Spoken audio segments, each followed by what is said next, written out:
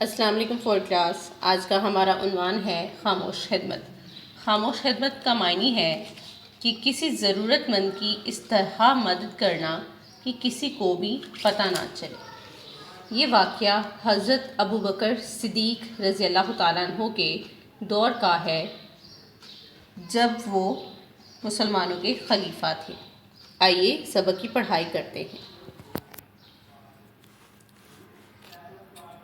مدینہ منورہ میں شہر کے ہنگاموں سے کافی دور ایک کٹیا جھونپڑی میں ایک نابینا بڑھیا بالکل تنہے تنہا رہتی تھی۔ تنہے تنہا اکیلی یا اکیلا۔ نہ اس کا کوئی بیٹا تھا، نہ بیٹی، نہ کوئی اور عزیز رشتہ دار جو اس کی باقاعدہ دیکھ بھال کرتا۔ بس کسی نے کچھ دے دیا تو کھا پی لیا، ورنہ صبر شکر کر کے ایک کھٹولی پر پڑی زندگی کے دن گزار رہی تھی۔ کھٹولی چارپائی۔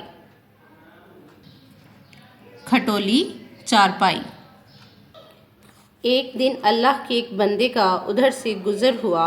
اس نے بڑھیا کو اس حالت میں دیکھا تو اسے حیرت ہوئی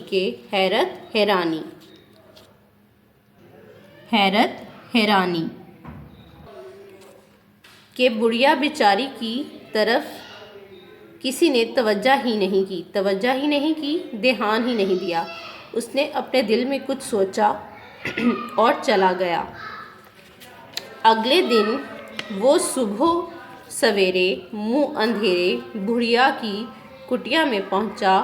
دیواروں اور چھت سے جالے اتارے، جھاڑو دے کر کوڑا کرکٹ باہر گلی کے ایک کونے میں لگا دیا۔ گھڑے کو دھو کر اس میں تازہ پانی بھرا اور اسے پیالے سے ڈھانپ دیا۔ بڑھیا کو وضو کرایا۔ کھانا جو وہ گھر سے لے کر آیا تھا اس کے سامنے رکھا۔ پانی کا ایک لوٹا بھر کر چارپائی کے نیچے رکھا۔ بڑھیا کی لاٹھی صاف کر کے چارپائی کے بازو کے ساتھ لگا دی اور خاموشی سے باہر نکل گیا۔ اور اب یہ اس اللہ کے بندے کا روزمرہ کا معمول بن گیا۔ وہ روزانہ صبح منہ اندھیرے آتا، کٹیا کی جھاڑ پونچھ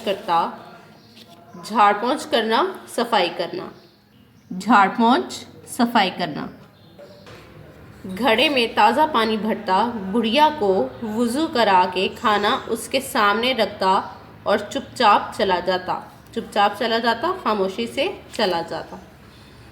بڑھیا کھانا کھا کر اللہ کا شکر ادا کرتی، نماز پڑھتی اور اس اللہ کے بندے کو دعائیں دیتی۔ اسی طرح دن گزرتے گئے۔ نہ بڑھیا نے اس اللہ کے بندے کا اتا پتا پوچھا، نہ اس نے خود اس موضوع پر کوئی بات کی۔ موضوع عنوان: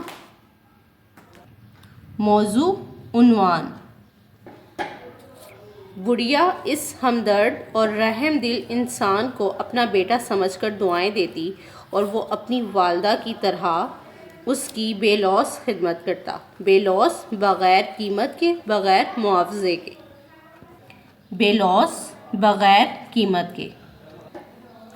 ایک دن حضرت عمر رضی اللہ تعالیٰ عنہ بھی پھرتے پھراتے ادھر آ نکلے۔ انہوں نے بڑھیا کو اکیلے چارپائی پر لیٹے اور گھر کو صاف ستھرا دیکھا تو بڑے تعجب کے ساتھ بڑھیا سے پوچھا، تعجب، حیرانگی سے یا حیرانی کے ساتھ، اماں جی آپ تو بڑی بوڑھی اور کمزور ہیں اور نابینا بھی، لیکن آپ کا گھر بڑا صاف ستھرا ہے، آپ کے گھر کی صفائی کون کرتا ہے؟ بڑھیا نے کہا، بیٹا کوئی اللہ کا بندہ ہے، میں تو سمجھتی ہوں کہ اللہ نے اسے مجھ معذور محتاج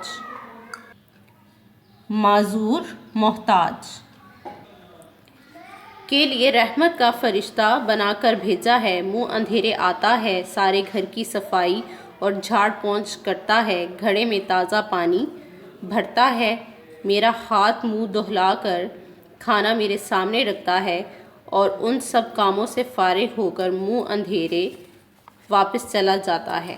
میں تو دم دم کے ساتھ، دم سانس کے ساتھ دعا کرتی ہوں کہ اللہ تعالیٰ اسے دنیا اور آخرت میں اس نیکی کا اجر عظیم عطا فرمائے۔ اجر عظیم بڑا صلہ، اجر عظیم بڑا صلہ۔ صحابہ کرام رضوان اللہ اجمعین کے دلوں میں نیکیوں میں ایک دوسرے سے سبقت لے جانے کا جذبہ بڑے عروج پر تھا۔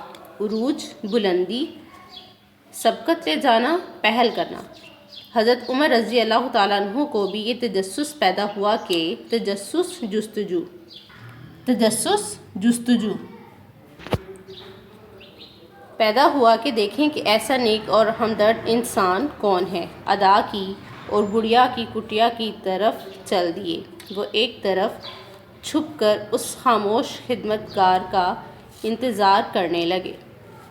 کچھ دیر بعد ایک شخص کٹیا میں داخل ہوا اور سارے کام کاج کر کے باہر نکلنے لگا تو حضرت عمر رضی اللہ تعالیٰ عنہ بھی اس کے پیچھے پیچھے چل دیے کہ اس مرد خدا کا تعارف حاصل کریں۔ مرد خدا، اللہ کا بندہ، مرد خدا، اللہ کا بندہ۔ اور پچھلی رات کے چاند کی چاندنی میں وہ یہ دیکھ کر حیران رہ گئے کہ یہ مسلمانوں کے خلیفہ امیر المومنین حضرت ابو بکر صدیق رضی اللہ تعالیٰ عنہ خود تھے، جو ہر وقت غربا، غریب کی جمع، مساکین، مسکین کی جمع، غربا و مساکین کی خدمت کے لیے کمر بستہ رہتے تھے۔ کمر بستہ رہنا، تیار رہنا، کمر بستہ تیار رہنا۔ حضرت عمر رضی اللہ تعالیٰ عنہ نے ایک آہ بھری اور وہ کہنے لگے، عمر کبھی نیکیوں میں ابو بکر سے سبقت نہیں لے جا سکتا۔ لگتا ہے کہ اللہ تعالیٰ نے دنیا جہان کی نیکیاں ابو بکر رضی اللہ تعالیٰ عنہ ہی کے مقدر میں لکھ دی ہیں۔ مقدر قسمت، مقدر قسمت۔